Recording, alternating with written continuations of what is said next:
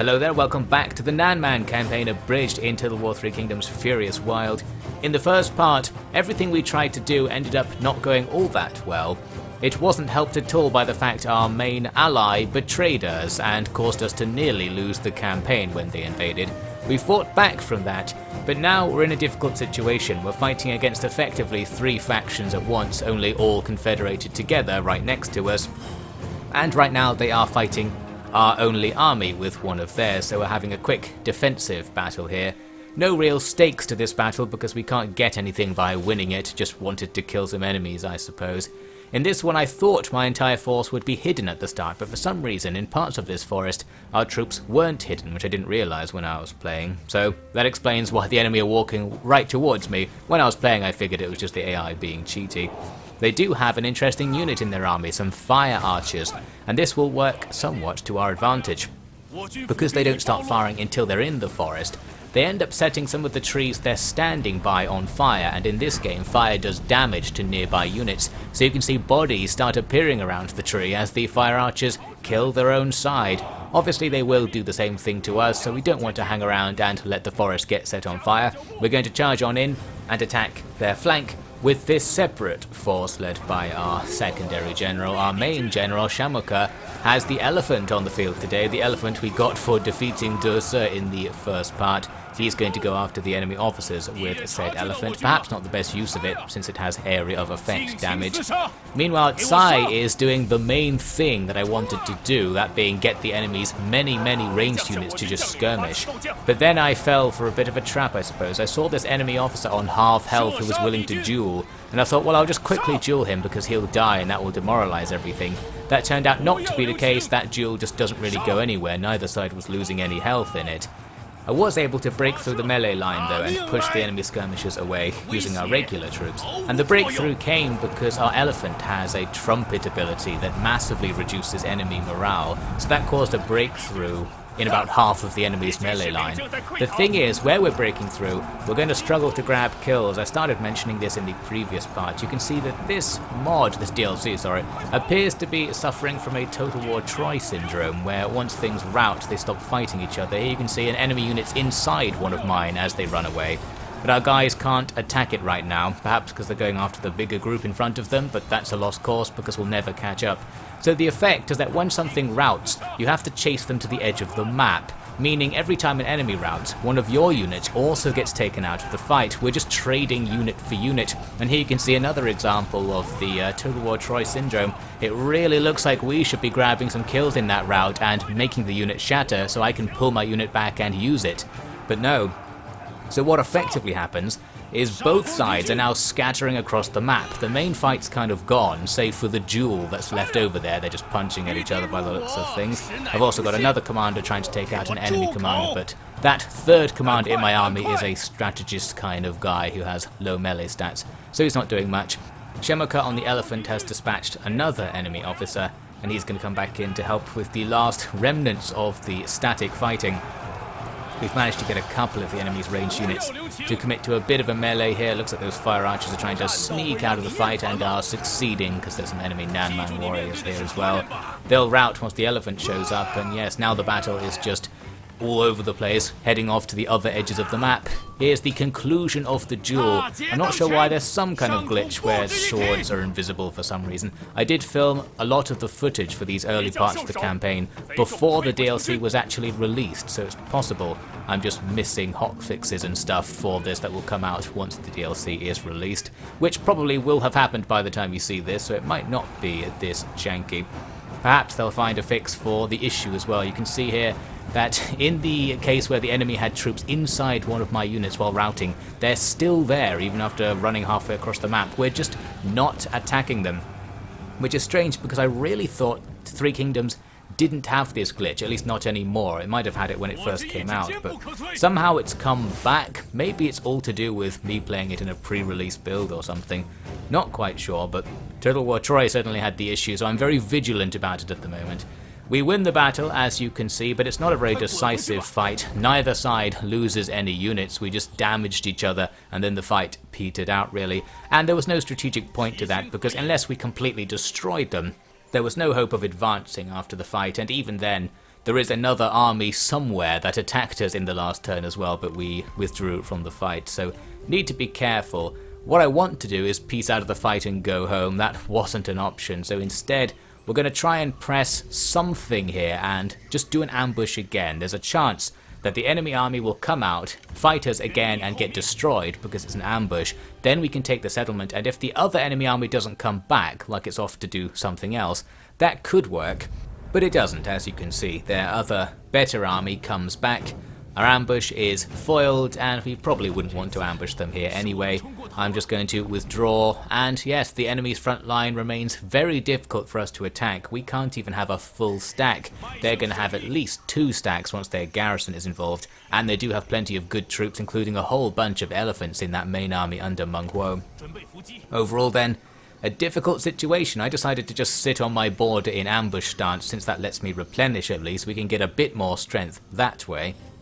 Or can I? Looks like I can't catch a break from Meng Huo, and he can't catch a break from being ambushed. So again, he walks into our ambush site. He really wants this.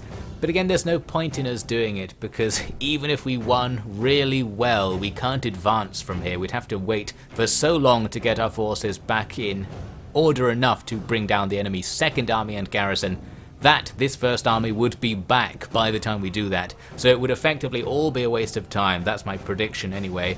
So after a lot of consideration, I clicked withdraw, unsure what would happen, and what does happen is nothing. Meng Huo just runs back in the other direction. So in some ways we successfully defended our territory with that move. Now I've got enough money to hire a unit. I could hire a couple of slinger units or something, but they don't do very much. I was looking to try and get some of the more expensive and better units, like those axe troops and the Wuling swordsmen. I do have a little bit of income space, so I can afford to upkeep a couple more units. It's just a case of gathering the money to actually recruit them at this stage. Then, in the next turn, why won't it stop? He comes again for another ambush and gets ambushed.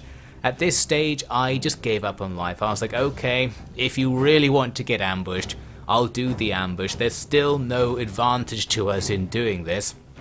But I was just beaten into submission by the constant chances to ambush this guy, and the threat that at some point, if I don't ambush him, he'll just attack me or bring up the second stack or something. I was stressed enough that I had to go and play Final Fantasy XIV online with this stupid jumping minigame just to get my mind of how annoyed I was that I was being forced to do this pointless ambush. But after success there, we come back into the game and get going. The first thing we need to do is worry about the enemy's many elephants. These elephants, as well as being good in melee, buff the nearby troops. So what I can do is try to use my slingers to micro them down. You can see I'm ambushing them only from one side, because this map is so slanted. Trying to surround the enemy would cause me to be fighting really uphill, so I'm gambling that fighting downhill is the better call. There's one of their elephants just annihilating our troops and breaking through to the slingers. But it also gets taken down. Didn't really look like the slingers were actually firing at it, but it died somehow, so that's good news. And now we just wait. It's kind of like everything in melee with the elephants is just going to be sacrificed while the slingers rain shots on top of them and hope they go down eventually.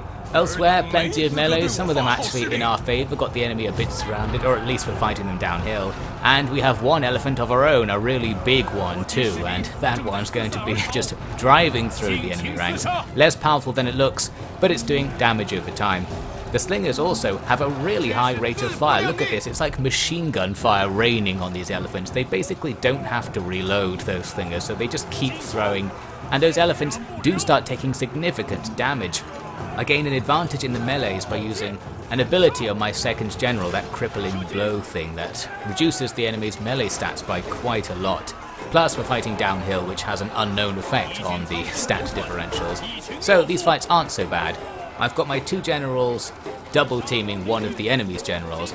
Meanwhile, Meng Huo is in trouble because he kind of stopped here while my slingers die to distract the nearby enemies. Another slinger unit is just absolutely bombarding him with their submachine gun slings, and he's going to lose most of his health just standing here getting hit. I think it's because he had a bow there. He was trying to do horse archery. He eventually runs off, But now he's near death. That's going to give us a chance to take out the enemy commander and get a better result out of this battle, which according to the balance bar we are losing right now. Need to kill the enemy harder somehow. It was at this point in this replay that the strange shadow glitches got out of control. I decided to actually try and find a solution to it. I had tried before starting the campaign. This is the best I could do. For some reason, reducing the quality of the shadows down to medium caused them to go away entirely, so that got rid of the strange shadowy glitch at least. I don't know, if anyone actually knows what good settings are, do let me know, because I just ended up giving up and going for something a bit like the default settings the game gives you on Ultra, which does make everything super dark and things seem to cast multiple shadows on top of each other, as you can see here. There's also some kind of like trail behind the animations that causes shadows to appear. Overall, inconvenient, but somewhere in the darkness, Shamuka appears and gets in on this melee. That will help us win eventually, especially once the cooldown on that elephant trumpet thing I mentioned goes away. We can pop minus 18 morale on these guys, and things like the Nanman spears will be basically routed if you do that to them, even at high strength. That's good news. We have won a lot of our little melee fights, but now it's going to turn into something getting very familiar now. The run to the edge of the battlefield fight, because the enemy have a ton of slingers, and just some melee stuff that's running away, like things that routed and then just ran off somewhere after coming back from routing. So we're chasing units again all over the place. Here was an interesting case. I was chasing some slingers, but our men were blocked by an enemy commander who was standing coolly with his back to us. Thought we might bring him down, but as you can see, the fact that his sword doesn't spawn in makes it look extra badass when he appears to be absolutely annihilating our troops with his bare hands while our sword slashes aren't doing anything. Legend says that this Nanman rattan armor was impervious to pretty much everything, despite looking rather primitive. It was supposedly better than the metal armor the Chinese of the north were using. So maybe that's being factored in here. He's tanking stuff well. Meanwhile, looks like Shamuka is gradually clearing things up across the field. At this stage, while we're still a little bit losing on the balance bar, it's just a few fights here and there across the field, so all we need to do is gradually move Shamuka and his elephant to each one. And once we've grabbed a couple more enemy routes, we get to the point when the enemy army is dead enough that we can get a chain route, especially because Meng Huo did die in the melees he got stuck into earlier after being pounded nearly to death by the slingers.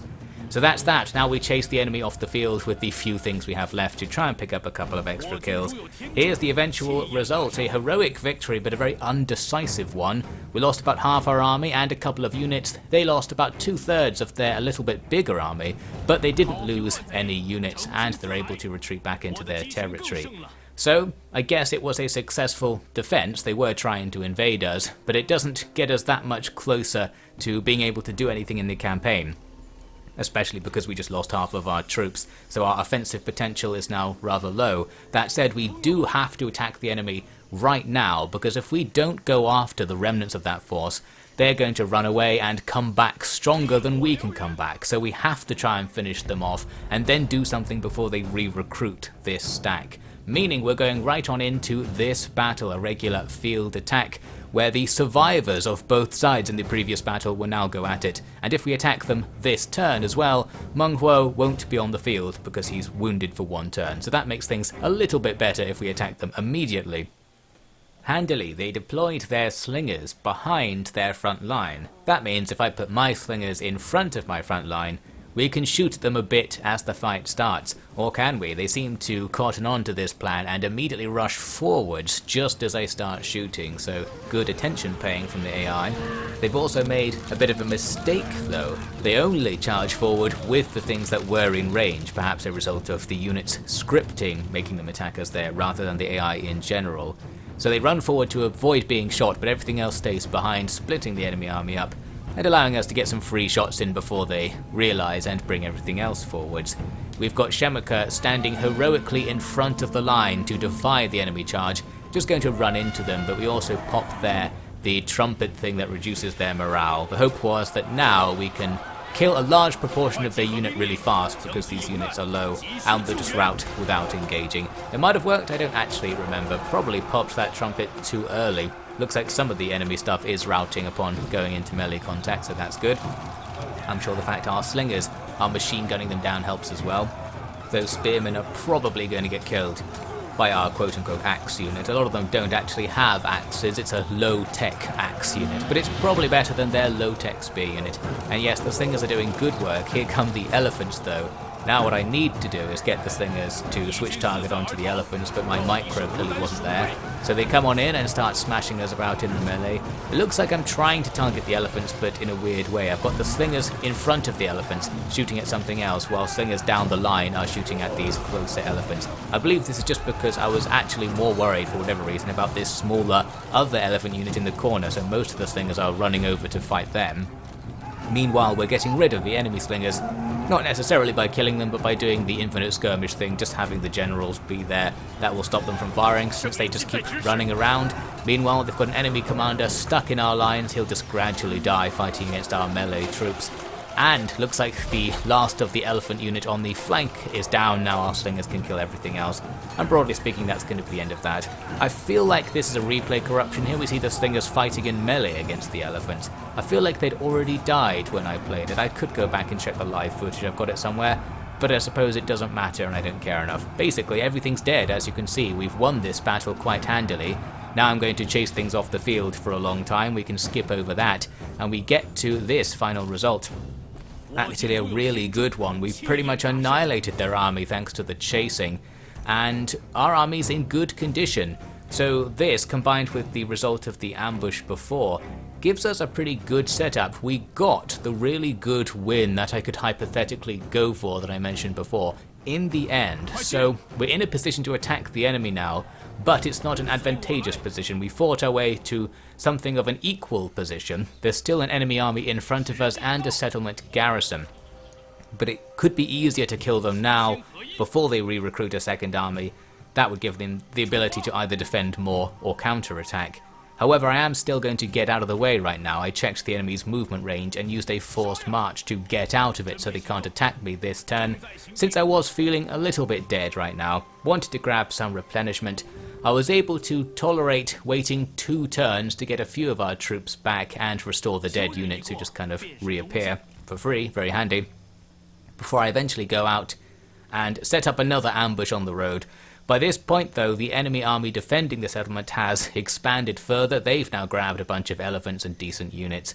So, seems like it's still going to be challenging, but this is really our only chance to actually advance in the campaign at this stage, unless we can get a peace treaty with them, which obviously we've been unable to do so far. I set the ambush. Handily, the enemy army actually moves away, which is the ideal setup. That's better than us actually ambushing them, since it would be difficult. However, Zhongmin-Rei decides to declare war on us again. That's the Han faction we were at war with at the start of the campaign. So the guys who are now down here to our southeast. By now they've probably got an army, so they could come up and attack our capital there while I'm away. This is reason to go back, but I can't possibly resist the chance to move forwards and go after this now undefended enemy settlement, the first time we've seen it undefended in a long while. Handily, the enemy army is nowhere to be seen, so with any luck it's gone off to fight someone else or something, meaning we can move on in here and set up shop in their settlement, perhaps using a defensive battle to overcome the enemy's strength. Since I was very aware we might fight a big decisive battle right after this, I'm going to do this attack manually to minimize losses. Need to be cautious because there are plenty of towers on this map. But after analysing the situation, I noticed that 2 of the entrances to the town were ones where towers at other entrances couldn't also shoot at you. So essentially there were 2 ways in that were easier than the others, so we're going to focus on them. In the background there, that's just a distraction to hold some enemy units away from the single point I'm going to attack through. Here I lead the charge with our Warriors of the Valley, our 2-handed axe unit. They have some kind of bonus against shielded units, and that's just what they're facing. So the hope is we'll hack through them, take the towers, since those towers are gradually killing us as we stand under them, and then move on into the town and finish stuff off. I thought perhaps putting Shamuka on the capture point here might stop the towers shooting, but it's not enough. There's too much enemy weight. Instead, he can sit here and gradually kill enemies. I guess he's taking his time about it. There's a risk here that he will get killed by the slingers who are nearby. Luckily, they were trying to sling over the top of him to hit the infantry, so he was pretty safe. We've also got Sai, who goes in to run through another entrance, just bypassing the enemy there, to quickly get in behind the enemy and do a rear attack. looks like I've popped the trumpet thing on the elephant, and that immediately routs everything standing on the capture point, so now we can push through, decap the towers, and rampage into those slingers in front of us. They can try to escape, but Sai arrives now to engage in melee. I think he ends up chasing them around the town for ages, gradually killing them since they kept skirmishing. But we're in the money now. We start charging through the town, trying to kill some of the routing units. Difficult, as always, since we don't have anything fast to do it with. They're pulling back from the distraction area, so the distraction units can start coming in as well. But from this point things do go well, since we've got enough units out of the fight that we can overwhelm what's left. They do put up a bit of a fight on the capture point though. They've got a couple of units sitting there. Those slingers are still being gradually killed by my hero, and the infantry will run around the town to flank attack the capture point. Here I was just looking at the combat and thinking this looks much better than Total War Troy. So much more feedback, and the matched killing animations make it look a lot more combat-y. I'm comparing it to Troy specifically since I'd played those campaigns back to back really, so perhaps even on the same day I was looking at Troy footage and then Total War 3 Kingdoms footage. It really is a lot better. As you can see though, the replay claims it was a crushing defeat, more evidence of replay corruption perhaps. In reality, it was a decisive victory. We lost about 10% of our force, just what we needed, so we've got plenty of troops left over to now sit behind those towers we were avoiding and perhaps get a defender's advantage. Unfortunately though, one of our officers is wounded by some sort of random story event there, so he's out of the picture. We do gain 2,000 money for completing a mission for capturing 4 regions or something. The next mission is to capture all of the rest of the Nanman regions. That might take a while. As you can see, we've still only got 1 of 19 tribes, but taking down Meng Huo should count as a few since he confederated other tribes. Anyway, now to an important move. After every battle I've been seeing what the peace deal situation is, and it's finally jumped. It was at like -20 to -30 for a long time. Now it's only -1. So, with a modest bribe, we can actually get out of the war. The 2,000 money I got for completing that mission is half given to Meng Huo, and that's that. I was very happy with this because getting out of the war will surely allow us to keep this territory for some time, and now we can focus on our other war that just started. If the peace treaty holds for long enough, we can go around and take out Zhongminrei, and then there's an entrance back into Meng Huo's territory there, right to his capital in fact. So we could restart the war once we get there and take his capital and maybe win from there. I don't know, but that's going to be the project we begin in the next part. So we leave this part with things looking a little bit more hopeful, I think. With any luck, this will continue.